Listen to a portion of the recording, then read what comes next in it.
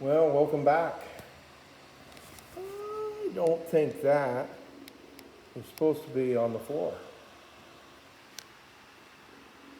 Should be in there. So, time to do a little work on the rat rod. I didn't film taking this out. I mean, steering racks are pretty easy to do. Sorry about the shake here. Let's see if I get it. So, yeah, a couple lines right there. There's still one line attached. That's return. The power, the pump side in is off.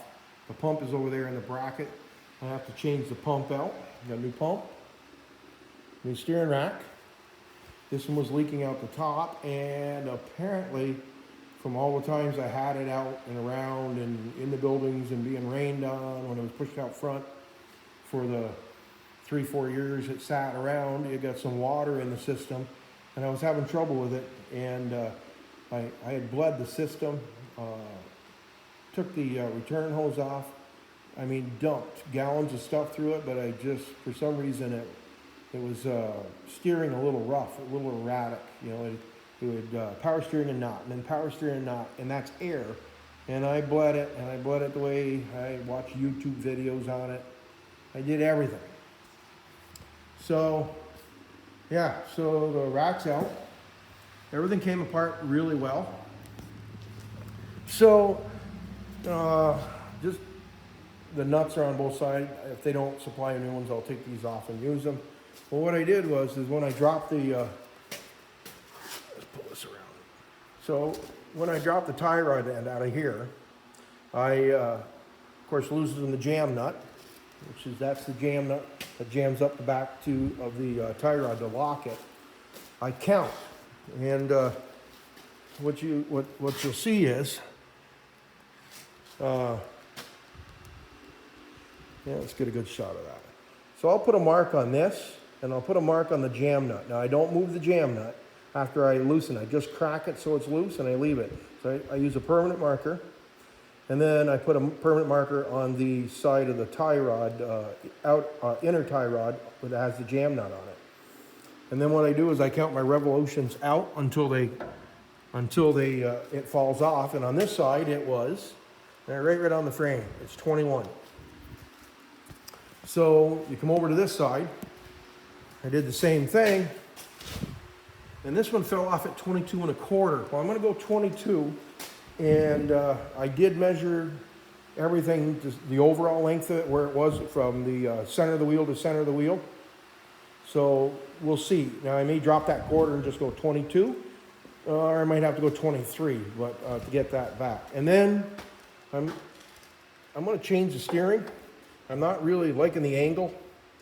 I want to move this over, and then maybe I add another one here so I can get it so the angle is less, because this was pretty tight to the header. It ducked under here like this, and I'd like it out here a little bit. And if I have to shorten this, I will. That's not a big deal. It's just what I had. I stuck in there. I can use a shorter piece of pipe here for the oil sending unit, and then eventually I want to put a light on the dash for a light for oil pressure. There we go, throwing. And despite their look of these, actually the tie rods are nice and tight, and we're taking grease well. So the fellow I bought the truck from, that I used the front end out of it, the problem was the truck was tired, and he had just gone through the previous year and done the front end parts, ball joints and such. So I think I'm okay there. Well, anyways, I got that, and then of course the rear end it pisses itself every time I stop.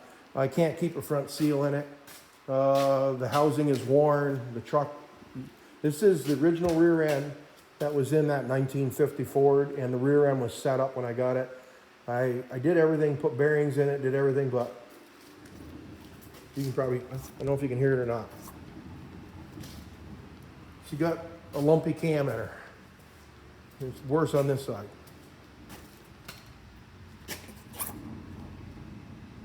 So I have that nice rear end in the back. I'm gonna have to, once I get the front end back together, I'm gonna wheel her around, put her on the ground, put her on jack stands, and take the back end back off it. Take the wood out of it, take the sides off it, so it'll expose the rear end. I'm going to make a few changes so I can get a little more height out of my airbags on the rear, so I can get some rake to the truck instead of being level. I'm also going to change the pinion angle a little bit. I was about 4, I think, on the back of the transmission, and I had my rear end about 0, which would have been good. But when I put my air in it, it changed the ride height and pushed it down instead of bringing it up. So I'm going to go back. I'm going to go back to either 4 or 6 degrees on the rear end up. So when I put the air in it, put the air to the airbags, it won't pirouette it down. When it does, it'll be still at 4, matching 4 or 0 to 4 is okay, I believe. That's what I did before. That's what I did on this truck, and I'm good. I am 4 on the transmission and 0 on the rear end. And I know they're supposed to be close. I think it might be 2 or 0, but I've never had a vibration on this one at all. It goes down the road really smooth. Just can't steer it, but it goes down the road pretty smooth. So, okay, so I'll bring it back when I've got it all back together, and we'll take a look at it. And probably going to be a day or two because I'm working on. I'm going to dig a gas line this morning for some people, and then I got a little bit of commercial mowing to do this afternoon, and wife. So I'll get back on this maybe tonight and get the steering apart and figure out what I need. So first part of the week, I can have the steering back up and the power steering working correctly, and turn my attention to the rear end, and then it'll be one of the fleet of the daily drivers. Okay. Thanks for stopping in. Thanks for the comments. Thanks for subscribing. Thanks for the like button. Thanks for everything. You guys are a great bunch that follow me, and I appreciate it. See you soon.